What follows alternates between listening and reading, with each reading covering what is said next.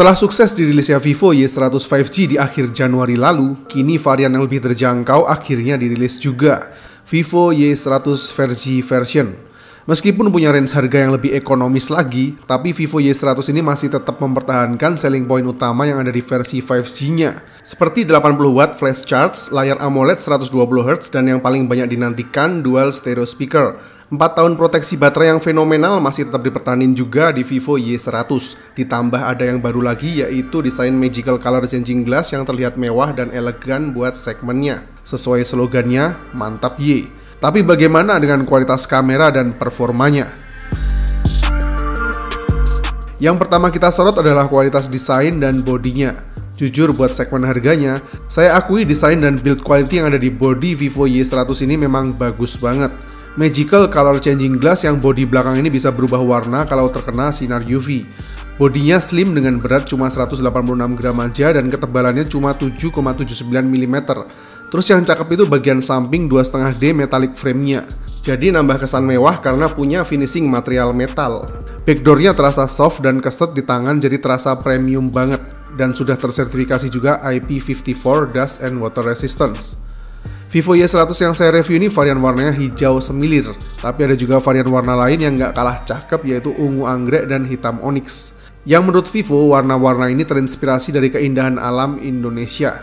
Memang bikin teduh mata sih warna hijaunya ini. Di bagian display juga masih nggak kalah cakep. 6,67 inch Ultra O Screen Full HD Plus dengan layar AMOLED 120Hz. Peak brightness-nya 1200 nits dengan 16 juta warna. Jadi seperti yang bisa kita lihat, warnanya memang terasa vivid dan bright meskipun dipakai di outdoor siang hari sekalipun. Sedangkan di kondisi indoor yang gelap juga aman karena udah SGS Eye Care Display yang bikin mata nggak mudah lelah dan berair. Selain itu, aspek rasio layar terhadap bodinya juga tergolong luas 91,9%. Bezel di samping dan atasnya termasuk tipis, cuma tebal dikit aja di bagian dagunya. Dan kabar gembiranya, Vivo Y100 ini juga udah menyematkan dual stereo speaker plus high-res audio dengan audio booster mencapai 300% dengan kualitas suara yang lumayan nendang seperti ini.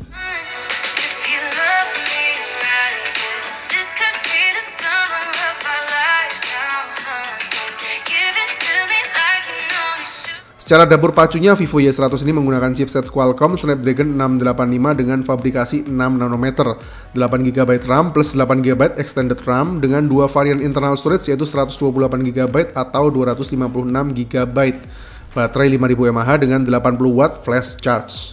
Antutu versi 10-nya mendapatkan skor di 356 ribuan dan ini hasil benchmark lainnya.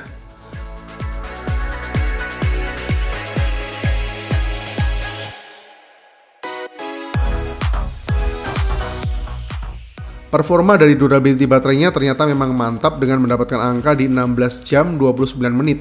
Kita testing buat main PUBG Mobile, setting grafiknya ada di balance medium atau smooth high. Kita tes di grafik smooth high, rata-rata FPS ada di 30 FPS dengan FPS terendah 29 dan tertinggi 31 FPS. Jadi memang cukup stabil berjalan di 30 FPS. Setelah 30 menit bermain, temperatur tertingginya mentok di 41 derajat saja dan baterainya hanya berkurang 6% aja. Overall hanya terasa hangat dan tergolong awet baterai.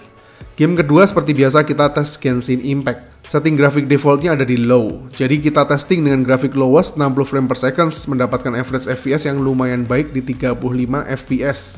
Dengan FPS terendah di 25 FPS dan tertinggi mencapai 48 FPS. Ternyata performanya masih berjalan dengan smooth dengan FPS rata-rata di atas 35 FPS. Setelah 30 menitan bermain, temperatur tertingginya mencapai 43 derajat Celcius, yang mana masih tergolong hangat. Karena biasanya rata-rata bisa mencapai di atas 45 derajat, dengan penurunan baterai hanya 8% aja. Overall dari segi performa dapur pacu maupun durability baterainya menurut saya masih tergolong mantap, meskipun masih menggunakan chipset yang bisa dibilang nggak baru lagi. Tapi karena berfabrikasi 6 nanometer ditambah cooling system yang ada di Vivo Y100, ternyata buat main game seberat Genshin Impact masih terasa lancar dan fluid, tapi temperaturnya pun masih adem dan baterainya juga termasuk awet. Mantap lah. Selain durability baterai yang awet, pengisian dayanya juga nggak bisa dipandang sebelah mata. Termasuk yang tercepat di segmennya dengan 80W flash charge yang cuma perlu waktu charging 15 menit aja bisa isi daya 0-45%. Yang tentunya sudah dibekali juga sama 24 Dimension Security Protection dan Smart Charging 2.0. sehingga jauh lebih aman chargingnya meskipun kenceng tapi nggak bikin panas. Selain itu, nighttime charging protection yang akan secara otomatis menghentikan pengecasan ketika sudah mencapai 80% daya selama kita tidur di malam hari. Baru sesaat sebelum bangun, charging akan berlanjut hingga 100%, supaya baterai health tetap aman dan tahan lama. Makanya di Vivo Y100 series ini, Vivo sampai berani ngasih jaminan proteksi baterai selama 4 tahun. Nah, khusus pembelian dan pre-order dari tanggal 21 sampai 31 Maret, Vivo juga ngasih garansi Vivo Care Plus, yang isinya gratis klaim penggantian baterai kalau baterai health user turun di bawah 80% sebelum 4 tahun. Sejauh ini masih belum ada yang berani ngasih garansi semacam ini. Jadi kalau sampai berani ngasih, artinya memang Vivo ini aware banget di urusan baterai health-nya yang memang oke. Terakhir kita bahas performa kameranya. Vivo Y100 ini punya konfigurasi kamera 50MP main camera dengan 2MP bokeh kamera berikut flicker sensor dan 8MP front camera. Kualitas foto 50MP main camera ini seperti yang bisa kita lihat menawarkan detail yang cukup bagus dengan dynamic range yang juga lumayan luas. Tapi memang tone warna yang saya rasain masih terasa agak pale, kurang kontras dan vibrant seperti ciri khas Vivo biasanya. Overall, kalau kita pintar memilih angle dengan pencahayaan yang aman, memang bisa mendapatkan hasil yang detail dengan dynamic range yang cukup luas. Tapi terkadang di kondisi-kondisi pencahayaan yang lebih sulit seperti backlight, kita mesti lebih effort dan steady dalam mengambil fokus ke subjek supaya exposure-nya lebih terjaga. Untuk tone warnanya yang terasa agak pucat mungkin bisa ditambahin sedikit kontras secara manual, alhasil jadi lebih bagus. Atau bisa juga pakai beberapa filter berikut ini, kedalaman warnanya memang jadi terasa lebih depth.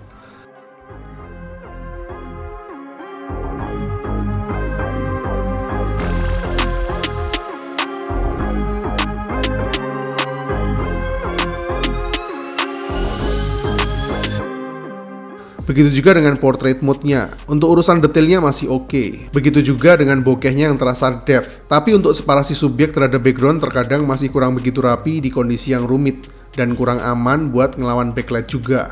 Tapi di kondisi yang lebih aman, ya kualitasnya masih mampu menampilkan foto-foto portrait seperti ini. Dan masih ada juga bokeh flare portrait ciri khas Vivo buat fun feature.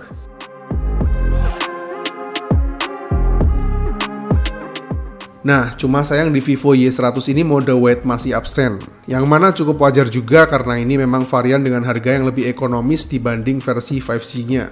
Untuk kualitas selfie kameranya, detailnya juga masih tampil cukup baik meskipun resolusinya masih 8MP. Dengan skin tone yang cukup baik juga malah terkadang lebih natural dibanding kamera belakangnya, dan juga terdapat portrait bokeh di front kameranya. Hasilnya oke, tapi separasi bokehnya menurut saya masih kurang begitu rapi. Jadi pinter-pinter memilih background aja. Nah, yang bagus justru malah di foto low light-nya. Fokus dan detailnya masih terjaga dan skin tone-nya juga masih terlihat bagus. Nggak ada noise juga. Mantap.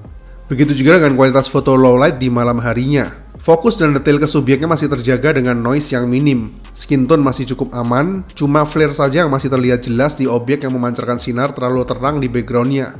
Tapi di kondisi yang aman dan masih dekat dengan sumber cahaya, kualitas foto low light ini masih tergolong bagus dan bisa diandalkan. Apalagi kalau kita gunakan night mode-nya. Coba cek komparasi dua gambar berikut ini. Di mode default-nya, detail mulai blurry dan tone warna mulai memudar. Noise juga terlihat di mana-mana. Tapi di night mode-nya, detail tetap terjaga dan dynamic range-nya masih tetap terlihat cukup luas. Tone warnanya pun juga masih bisa menampilkan warna natural. Selain itu disediakan juga stylish night filters. Beberapa filter menarik khusus di mode malamnya, dengan hasil yang cukup menarik dan terlihat dinamis seperti ini.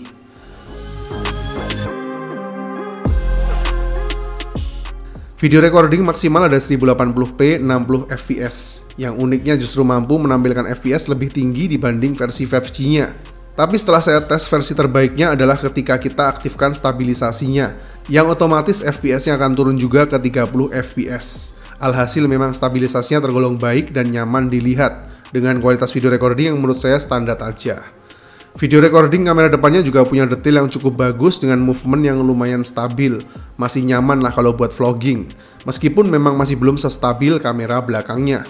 Selain itu asiknya masih disediakan juga dual view video di sini. Jadi lebih asik buat yang suka bikin konten traveling atau dokumentasi. Untuk fitur lainnya, Vivo Y100 ini juga udah support dengan screen touch ID yang cepat dan responsif dan NFC multifunctions. Oke, kesimpulannya. Melalui Vivo Y100 ini ternyata Vivo masih tetap konsisten di lini Y100 series dalam urusan desain mewahnya, displaynya yang bagus, durability baterai yang baik dengan pengecasan yang mantap. Kalau dari segi performanya memang Vivo Y100 ini nggak didesain buat kebut-kebutan. Tapi kalau urusan kestabilan dan efisiensi dayanya bisa saya bilang masih oke. Sedangkan kalau untuk urusan fotografinya menurut saya standar aja. Cakep sih, tapi masih butuh sedikit effort buat mendapatkan hasil optimal alias nggak bisa asal jepret. Vivo Y100 ini adalah jawaban yang cocok buat kalian yang mencari smartphone di budget 3 jutaan kecil, tapi punya desain body dan display yang cakep, durability baterai yang mantap dengan performa yang sangat stabil buat dijadiin daily driver. Saya Fian, see you in the next videos.